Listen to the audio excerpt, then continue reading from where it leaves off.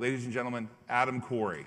My hope is that what I share today inspires you to reflect on your own journey and challenges and perhaps spark something new inside of each of you. So let's start with a concept that's profoundly impacted my life over the last few years. It's called Misogi. So Misogi is a Japanese term. It basically is about transformation. I learned about this through a guy named Jesse Itzler from Atlanta. And it's the act of shedding old habits, pushing past limiting beliefs, and embracing a stronger, more resilient version of yourself. More specifically, a Misogi challenge is the idea of doing something so tough, so far outside your comfort zone that it redefines how you approach the rest of your year. The premise is simple. Once a year, take on a challenge so big that it forces you to grow.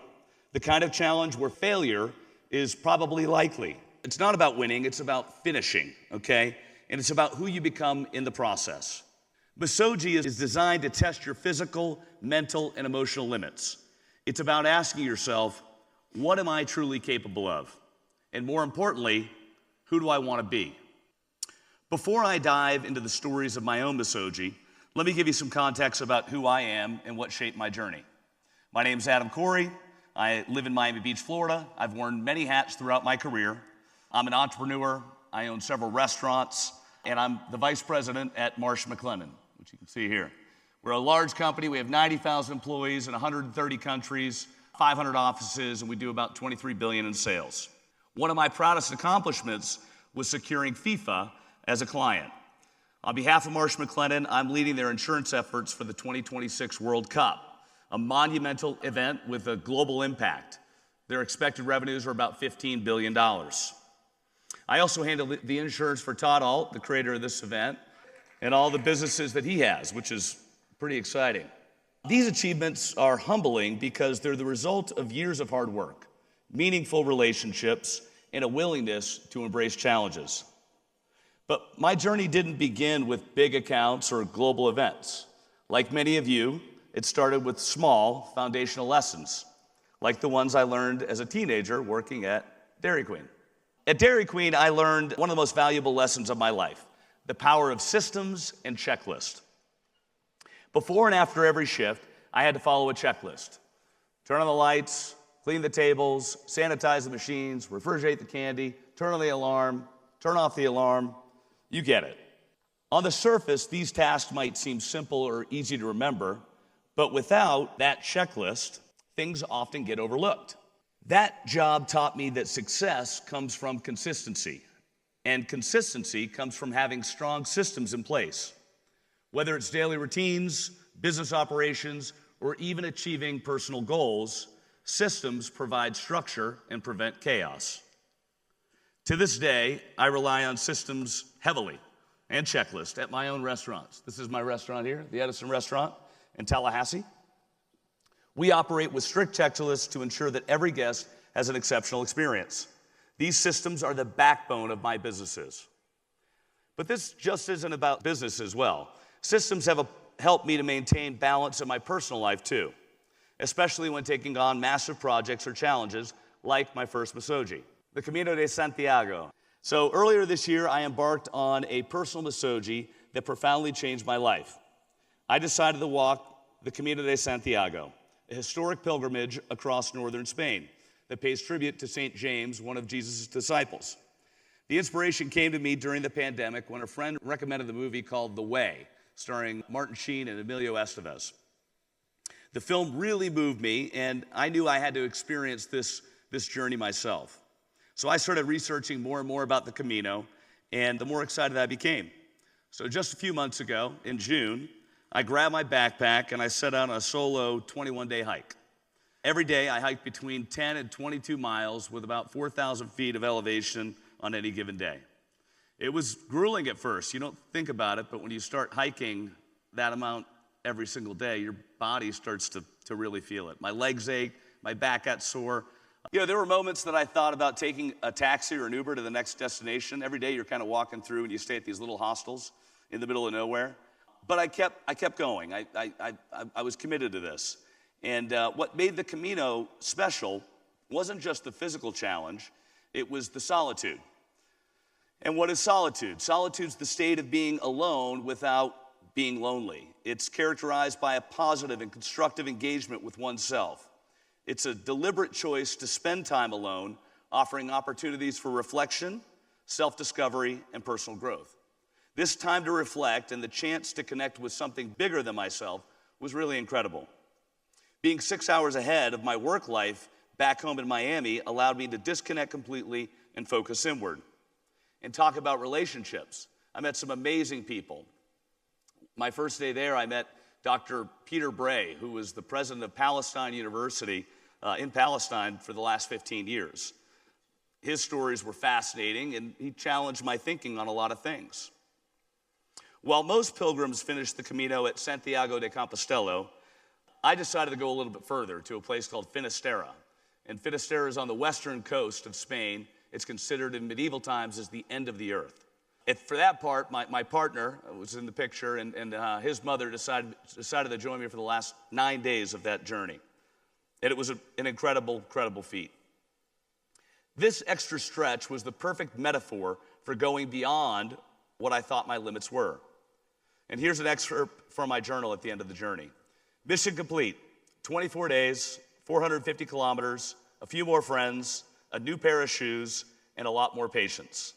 This was the best adventure I've ever undertaken, and I'm truly grateful for every step of it. The Camino wasn't just about a test of endurance. It was a reminder that sometimes the most important journey is the one we take within ourselves.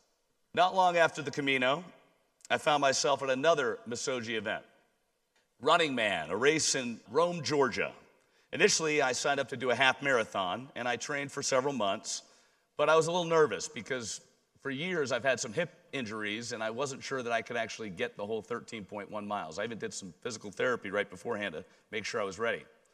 But when it arrived, I quickly realized that Running Man, kind of like this event, was so much more than just a race. It was a gathering of like-minded people, all committing to pushing their limits and being their best selves, not just physically, but in every aspect of life. The energy was electric at Running Man. I felt immediately drawn into the community, and I started participating in everything I could. The highlight of the event, though, was a seminar led by a guy named Jeff Galloway, who ironically is from Tallahassee, Florida, and he was an Olympian that wrote the book called The Run Walk Method. Jeff's method was simple yet revolutionary. By alternating periods of running and walking, he showed how anyone could tackle long distances with less risk of injury. Listening to Jeff, I started to believe that maybe I could do more than I planned. The idea of doubling my distance didn't seem so crazy. My good friend, David Duchesne, he was with me, and we started tossing around the idea of running a full marathon, 26.2 miles. Later that night, the inspiration came full circle.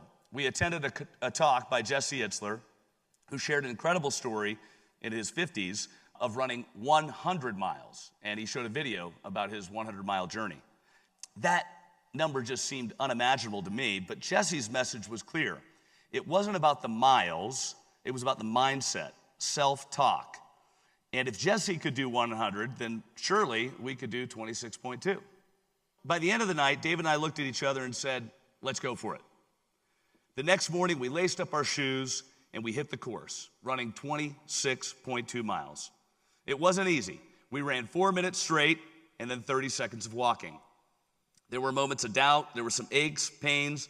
The weather didn't always cooperate. It was raining. It was sunny. It was cold. But in the end, we did it. We were surrounded by the right group of people, friends who encouraged each other and kept the energy positive even when the miles felt daunting. And together, we crossed the finish line.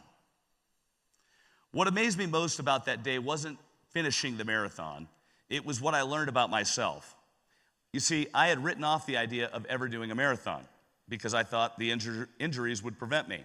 I thought it wasn't possible. But with the right mindset and the right tools and the right people, I proved myself wrong. Running Man taught me a powerful lesson. We often don't know our limits until we push past them. It was just another reminder that the goals we think are out of reach are often closer than we realize. So we just have to be willing to take that next step. The pole vaulter. Imagine a young athlete who dreams of being the best pole vaulter in the world. Every day he trains with relentless determination, perfecting his speed, strength, and technique. He starts by setting the bar at a height he knows he can clear. It's safe, it's predictable, and with each jump, he feels a sense of accomplishment. But deep down, he knows he's not testing himself. One day, his coach challenges him. He says, "You'll never know how high you can jump unless you push the bar higher. Growth only comes from testing your limits." Reluctantly, the athlete sets the bar higher than he's ever dared. He sprints down the runway, he plants the pole, and he leaps, but crashes to the mat. Failure. But instead of giving up, he gets back up, he adjusts his technique, and he tries again, and again, and again, and again. Through this process of repeated failures and adjustments, the pole vaulter learns an invaluable truth. Our limits aren't fixed. They're defined by our willingness to push beyond fear and failure. As time goes on, he begins to embrace the failures because each one teaches him something new.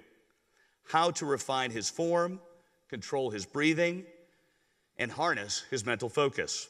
Eventually, he clears the heights he once thought were impossible. And with every leap, he learns that the true victory isn't in clearing the bar, it's in the journey of becoming the person who dares to try.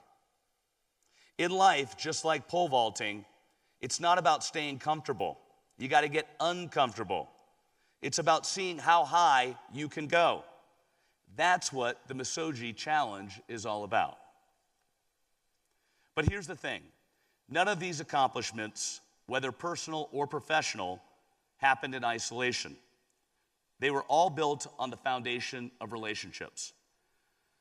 Relationships are truly the greatest treasure of my life. I've been the best man in several weddings, not because I would say I'm popular, but because I've always believed in showing up for people who matter most in my life. I take a genuine interest in the people in my life. I follow up, I write thank you letters, and I do what I say I'm gonna do. I've learned that being honest, even when it's hard, is the only way to build trust.